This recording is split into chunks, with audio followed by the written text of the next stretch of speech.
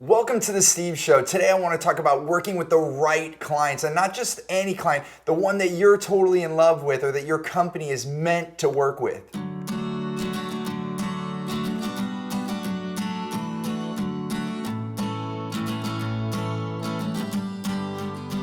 So working with the right client, I like to call it our wow client. And this goes for whatever size your company is.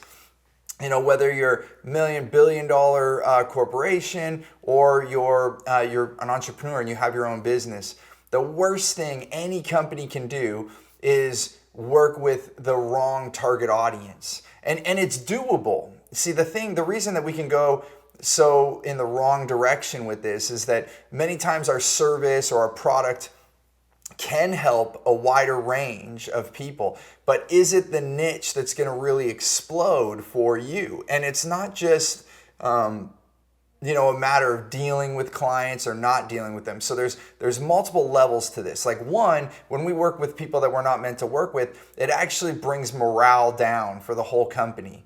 You know, whether it's just you or you have a full sales staff, when we're working, and then the fulfillment team. So sometimes you have this broken up too. You have the sale comes in and everything's fine, we make the sale, and then the fulfillment is miserable. Customer service goes down because it's not quite the right fit. So when we work with clients that aren't quite the right fit, then there's a ripple effect throughout the whole company.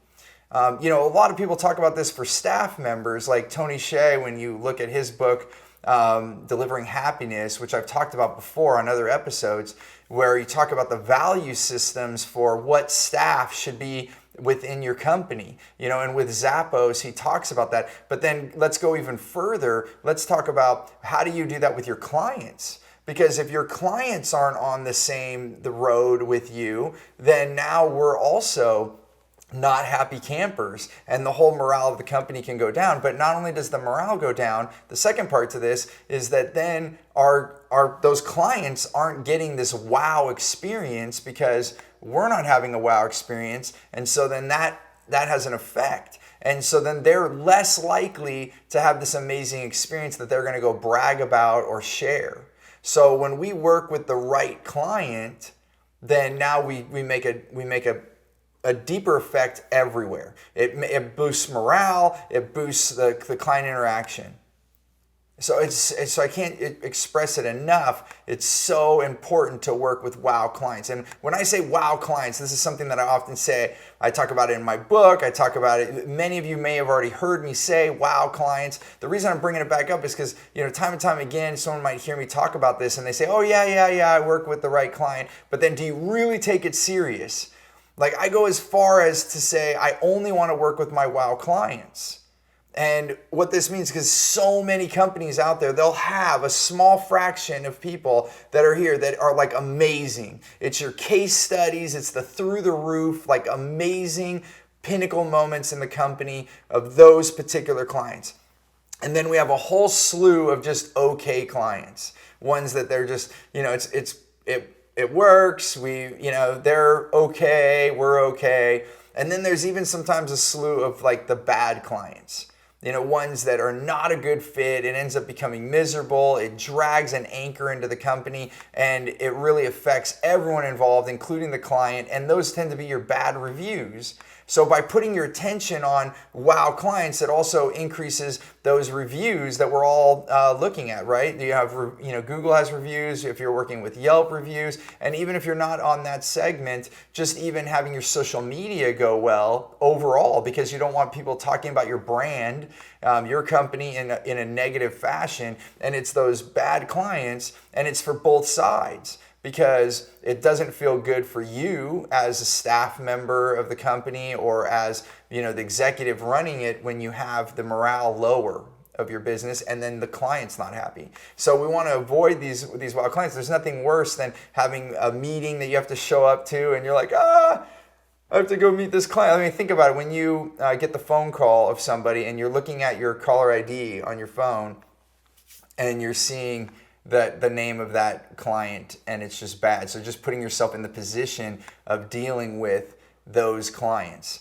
And then furthermore, it just affects the whole day. I've talked to clients where they have clients that are, so my own clients, they're talking to their clients that are not what they'd like to have, and they're having this situation that brings their whole day down or several hours. I had one client that she was distraught for a couple hours. She had to like reset because a client got her so upset.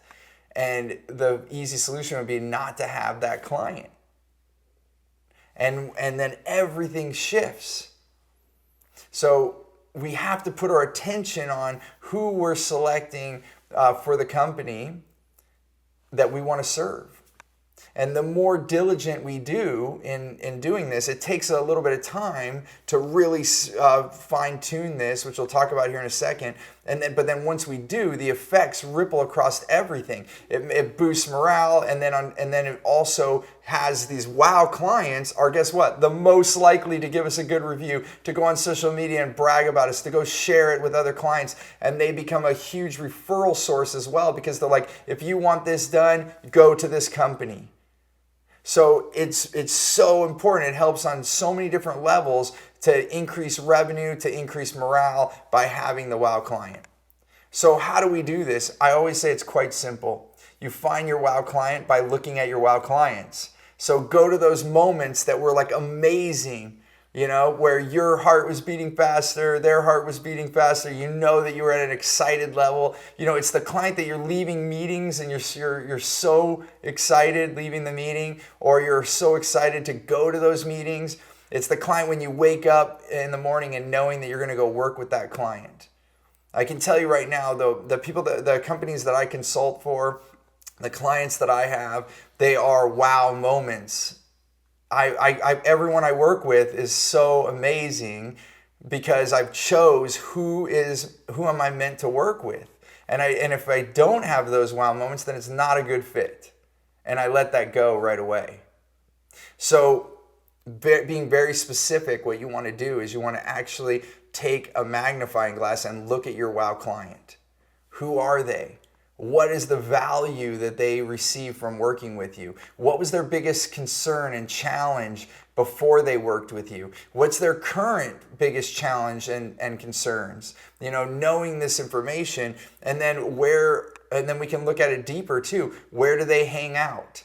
What social media do they use? Are they on LinkedIn, Facebook? Like if you just take your top 3 clients, your top 5, or your top 10 clients, and then you start doing some research around all of them, where, what kind of cars do they drive? What events are they going to?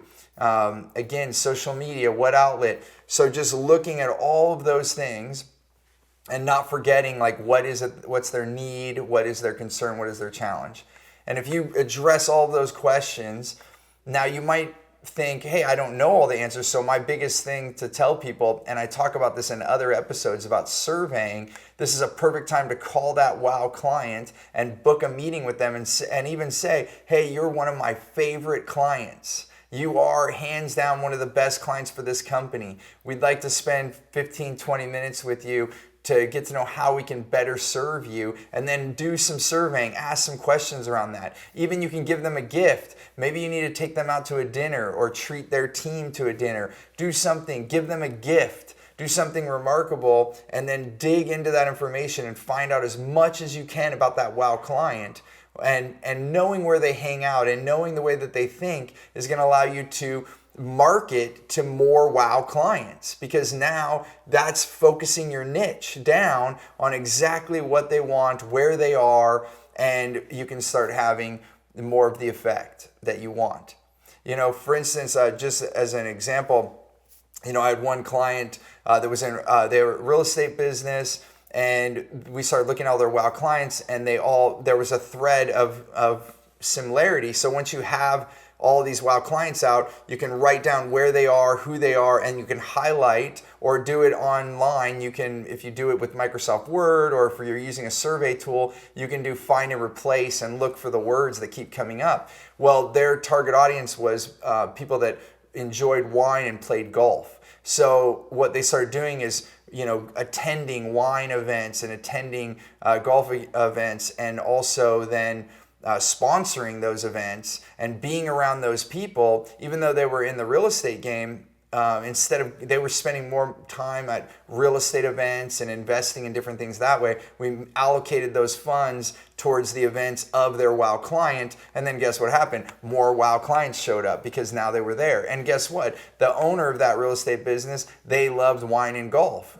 Go figure. So our culture's set by who we are and what we like. So I just want you to get your mind thinking about who you are meant to be serving right now in 2017 and beyond, and start really digging into this and look at it in a deep way. And yes, if you spend an hour or two, or even if you spend, several hours, if you put 20 hours into this, taking some of your wow clients out to dinner, it's going to serve you well. Even if you spent a whole work week diving into this, it's going to serve you for the rest of this year. And you can split that up. Maybe once a week, take a wow client out to dinner and really understand what's going on. Getting on a conference call with them if you can't see them face to face, and find out more and more about those wow clients, and then send them a gift and thank them. And it's unbelievable. And the best way you can do this is to give it a shot. Get out there and find more about your wow client. And I want to thank you for listening to this right now, and I hope that you take it. The most important thing is take this idea and go do some work around it. And then I'd love to hear your questions. What's going on for your wow clients? What questions do you have based around what I'm teaching? And if you have any of those, please put them down in the comments, ask questions, and let me know what I can further assist you with so that I can help with new topics. I want you to get more involved this year in 2017 with asking more questions. That'll help me serve you even better. Until the next video, remember, choose gratitude and create freedom.